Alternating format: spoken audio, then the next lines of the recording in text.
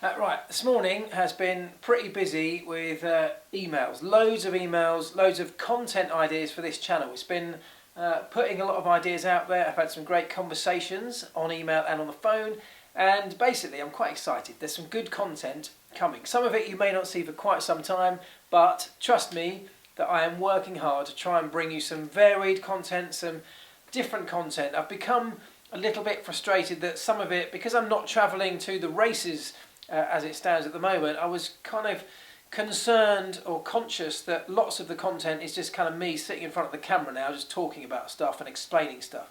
And I know some of you like that, that's great.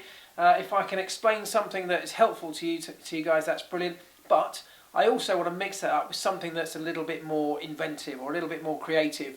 And to do that, I'm going to need to get out of the house, going to need to go out and do some stuff, visit some people, see some things that I can bring and share with you. That is all happening, and today's meetings or conversations and chats and emails have all been about planting the seed for some of those, and already had some great responses, so fingers crossed that will all come good. This week I have been given a full electric car from Nissan, Nissan Leaf, the world's best-selling EV. It's outside over there.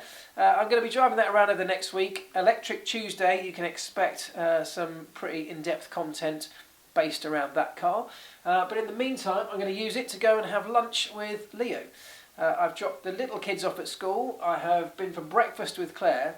It's just dawned on me today, I've been to the pub for breakfast every day this week, which I know is ridiculous. But I've had meetings. It's been work. I call it work. Trying to convince Claire that actually I've been to the pub every day for work is pretty tricky. But anyway, today it was Claire and I. It was a rare opportunity that the two of us had the morning together. So we've been in the pub together, had a lovely breakfast. Now she has gone off up into London for her work. And now I'm going to go meet Leo for lunch. And then, well, I don't know what happens after lunch. We shall see.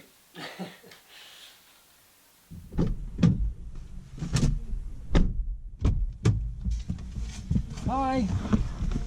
Morning. Yeah, very good. One of the best things about an EV is that there's a little app that you have on your phone, and because the interior cabin space can be heated just using the battery, not having to wait for the engine to gain temperature to be able to pass that temperature through to the cabin, you can preheat your car before you come out in the morning. You can lie in your bed, you can have your phone wake you up with your alarm. At that point you wake up, set the temperature inside your car, get dressed, have breakfast, come downstairs, get out into the freezing cold, get into a perfectly, beautifully warmed car, ready to go. It's awesome.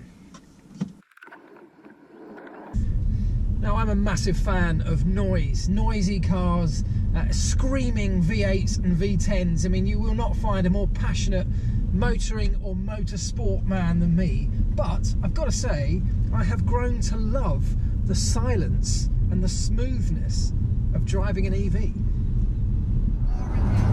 Also, the fact they drive themselves.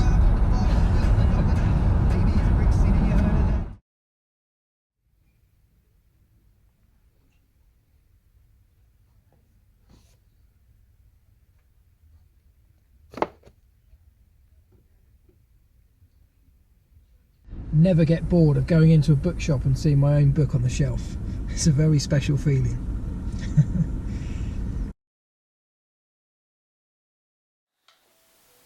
Right, just home from lovely lunch with Leo. Picked the little two kiddies up from school. All is well with the world. The dogs have been walked. We are all set for a great weekend. I hope you are as well. But I just want to finish this video by talking about something that's on the front page of Autosport's website today. And it's come from Chase Carey. Periodically does these investor conference calls where analysts can dial in, listen to Chase Carey talking about the state of the business of Liberty Media's F1 business, where its areas of growth are, what the forecasted areas of growth are, why they are areas of growth. If it hasn't grown, why hasn't it grown? And he talks about lots of the deals for the future, proposed deals, things like that. One of the things that's come out of the most recent one of those calls to investors and potential investors is Chase Carey talking about future race schedules. And he has specifically, the headline here says, F1 says it will drop races with unattractive deals from its calendar. Now what he's talking about there, they want to, it's no secret, they want to increase the current calendar from 21 races. Their ideal number is 25. Now I've spoken to lots of people at FOM who say undoubtedly it will get to 25 races. There's resistance from the teams because under their current model it's just unfeasible to expect the current race teams and factory setups to be able to cope with 25 races. And that's just the teams. Don't forget there's a huge infrastructure that follows the Formula One Championship around, who, if they've got to go to 25 races, it becomes an enormous burden, an enormous challenge, simply in a logistical sense, but also, more importantly, on the human side of the sport. We're already pushing everybody involved in Formula One a huge amount by asking them to do 21 events as they are right now. 25 in the current format is just not achievable. So if they are going to go to 25, things need to change in the way that Formula One operates, both at teams and elsewhere. That's another story. What Chase Carey is talking about today is talking about dropping some of the events, some of the races, the Grand Prix, that they, Liberty, have inherited through the Bernie Ecclestone era. So any of those race hosting deals that were done by Bernie Ecclestone that Liberty no longer see as being profitable or being attractive to them with their new business model going forward, he says they'll be dropped and they'll be replaced by new races. They've got people queuing up trying to get new race locations onto the Formula One calendar, and Liberty are quite open to bringing more and more on board. So who's at threat? Well, you've got to say the more traditional racetracks that have had a favoured deal. People like, whether they would ever consider dropping Monaco, I have no idea, but they have one of the most favourable deals.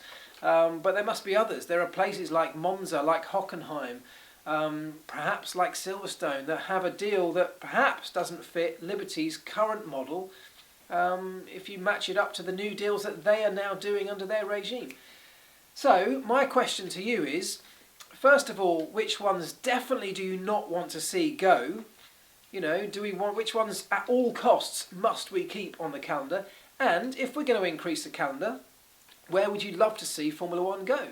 Let's just say that some of the practicalities of finding a racetrack or costs or other details, let's forego some of those, but just as a location, anywhere around the world, if you've got to squeeze in 4 more races onto the calendar, where would you put them?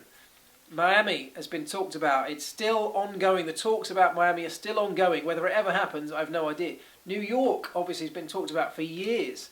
Vegas. So many locations that would make great Grand Prix. But I want to know what you think. And then perhaps next week we'll discuss that further. And we'll discuss some of the favourites. And could they ever work? Why couldn't they ever work? Those kind of things. So drop me a line, let me know where you'd love to see a race on the calendar and which ones out of the current schedule, absolutely at all costs, must we make sure that we cling on to desperately and do not lose from the Formula One World Championship. Right, that's it for this week. I hope you've enjoyed the content this week. I will drop a tweet tomorrow outlining links to all of the videos that we've done this week. That's been quite popular on a Saturday to just give people a very quick and easy way to go back to any of them. But please do drop me a line on anything that you've seen, anything that you've heard, anything you want to see. As I said at the beginning of this video, there is some quite exciting, I think at least, and I hope you'll agree, quite exciting stuff coming that I'm working on in the background. But in the meantime, are you happy with the way things are going with the channel? Anything you'd really like to see change, me do differently, do more of, do less of? Just give me a shout, let me know. I always really appreciate your feedback. It really helps me shape the direction of this channel, and I love it. So thank you. Enjoy your weekend, guys. We are getting into the final race week of 2018 Formula One. I can't believe it. It seems like only yesterday we were packing up to go to Australia, and here we are at the end. But then I say that every year. I've been saying that for the last 20 years. Right, enjoy your weekend, guys.